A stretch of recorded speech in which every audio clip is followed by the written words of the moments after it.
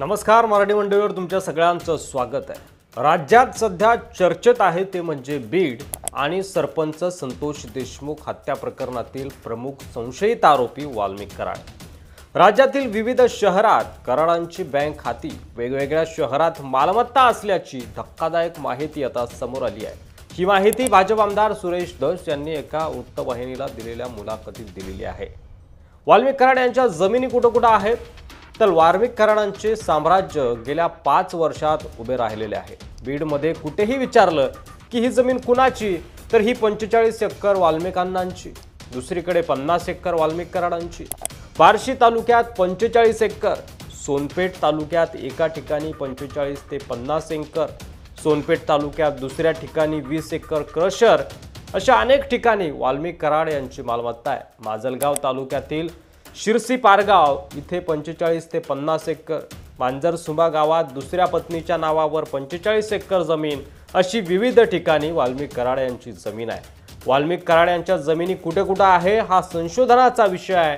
पुण्यातील मगरपट्टा सिटी हा अतिशय महागडा आणि अद्यावत सोयी सुविधायुक्त असा परिसर आहे। तिथे देखील वाल्मिक कराड यांची प्रॉपर्टी आहे असा दावा सुरेश धस यांनी केला।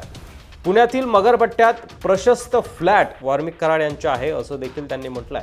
वाल्मिक कराड यांनी मगरपट्टा सिटीमध्ये एका मोठ्या इमारतीत पूर्ण फ्लोअरच ड्रायव्हरच्या नावावर घेतला आहे। हे पैसे कुठून आले आहेत? बऱ्याचशा प्रॉपर्टीमध्ये धनंजय मुंडे यांच्या पत्नी आणि वाल्मिक कराडची संयुक्त नावं असल्याचा दावा देखील सुरेश धस यांनी केलेला आहे। वाल्मिक कराड यांची तब्बल 100 बँक खाती असल्याचं देखील सुरेश धस यांनी म्हटलंय। वाल्मिक कराड यांची बँक खाती गोठवण्यात आलेली आहेत। वाल्मिक कराड यांच्यासह फरार आरोपींची संपत्ती देखील जप्त करण्यात आली होती। फक्त वाल्मिक कराड यांचीच नाही तर त्यांच्या नातेवाईकांची बँक खाती देखील गोठवण्यात आलेली आहे असं देखील माहितीतून समोर येत आहे। 10 वर्षापासून खरं तर राष्ट्रवादी पक्षासाठी वाल्मिक कराड हे काम करतात। गेल्या 10 वर्षापासून ते राष्ट्रवादीमध्ये सक्रिय आहेत।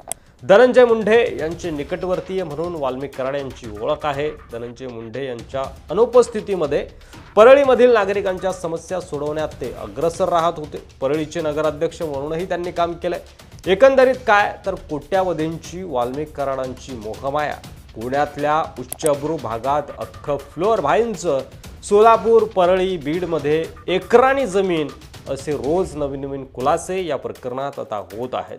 त्यामुळे आता या प्रकरणामध्ये वाल्मिक कराड यांचं थेट कनेक्शन सापडतं का आणि हा विषय नेमका कुठपर्यंत लांब जातो आणि आकाचे आका जसे सुरेश धस म्हणतात ते आकाचे आका देखील या प्रकरणात अडकतात का हे पाहणं महत्त्वाचं असणार आहे। यावर तुम्हाला काय वाटतंय? तुमचं मत कमेंट बॉक्समध्ये लिहायला विसरू नका। व्हिडिओ जर आवडला असेल तर जास्तीत जास्त शेअर करा आणि मराठी मंडळीवर नवीन असाल तर सबस्क्राईब करायला विसरू नका।